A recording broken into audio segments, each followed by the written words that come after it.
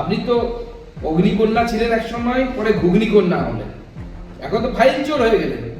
সেদিন যদি ইডি অফিসাররা সামান্য কিছু দিতেন, মমতা বন্দ্যোপাধ্যায়ের জন্য স্ট্রেচার আসতো।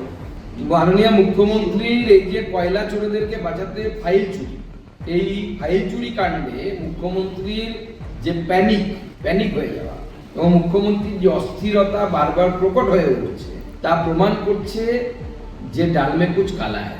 এবং তার জন্যই এত সুপ্রিম কোর্ট দৌড়দৌড়ি এবং শাক দিয়ে মাছ ঢাকার চেষ্টা। সেদিন তো করে ফেলেছেন কাণ্ড। আজকে তিনি বলছেন যে আমি পলিটিক্যাল পার্টির চিফ হিসেবে গেছিলাম। প্রশ্ন হচ্ছে যে এই ব্যক্তি যার বাড়িতে প্রতীক জৈন ইডি ছাপা পড়েছে, সেই ব্যক্তি তৃণমূলের কোন পলিটিক্যাল পোস্টে আছে? দ্বিতীয় কথা হচ্ছে, যদি পলিটিক্যাল পার্সন হিসেবে মুখ্যমন্ত্রী মমতা বন্দ্যোপাধ্যায় ইডির হানার জায়গায় গিয়ে থাকেন বা ইডির ইনভেস্টিগেশন যেখানে হচ্ছে সেই জায়গায় গিয়ে থাকেন, তাহলে তার সাথে নন্দিনী চক্রবর্তী কি করছিলেন, যিনি পশ্চিমবঙ্গের চিফ সেক্রেটারি? এছাড়াও পুলিশের বহু উচ্চ পদস্থ কর্তারা তারা গেছিলেন। কিভাবে সম্ভব একটি পলিটিক্যাল আন্দোলনে বা একটি পলিটিক্যাল কাজে পার্টিসিপেট করা? এই সমস্ত পুলিশ অফিসারদের কি বা সরকারি অফিসারদের কি নিয়ম বহির্ভূত নয়?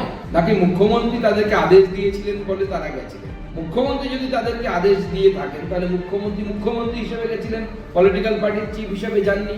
বাংলার মানুষের সামনে সত্যিটা বলুন। বাংলার মানুষ জানে আপনি মিথ্যে কথা বলেন, কিন্তু এতটা নিচে নেমে মিথ্যে কথা বলেন তো ভাবতে পারছেন বাংলার মানুষ? আপনি তো অগ্নিকন্যা ছিলেন এক সময়, পরে ঘুগনিকন্যা হলেন, এখন তো ফাইল চোর হয়ে গেলেন।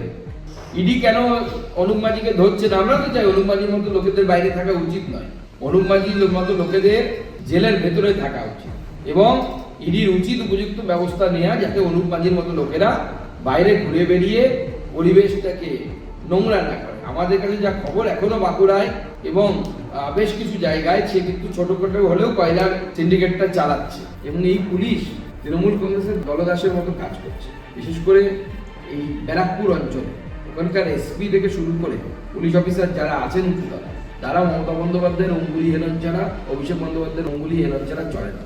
এবং আমরা জানি তৃণমূল কংগ্রেসের দ্বিতীয় সর্বময় কর্তা অর্থাৎ অভিষেক বন্দ্যোপাধ্যায় তার ঘরোয়া বৈঠকে তার যারা সাগরেদ আছে তাদেরকে ফলদার জাহাঙ্গীর থেকে শুরু করে ওপেন ইনস্ট্রাকশন দেয়। আমার কাছে তো সেই খবর আসে যে কারো পা ভেঙে দিতে হবে, কারো মুখ করতে হবে। যে রাজনৈতিক দলের সেকেন্ড ইন কমান্ড এই ধরনের কথাবার্তা বলে, সেই দল হিংসা করবে না তো কি করবে? হিংসা ছাড়া এদের অস্তিত্ব নেই। আমি বলতে পারি, সেদিন যদি ইডি অফিসাররা সামান্য কিছু দিতেন, মমতা বন্দ্যোপাধ্যায়ের জন্য স্ট্রেচার আসতো। এর আগেরও হুইল চেয়ারে ভোট জিতেছিলেন, এবারও স্ট্রেচারে শুয়ে শুয়ে ভোটটা জিতে যেতেন। অত বোকা আমরা নই।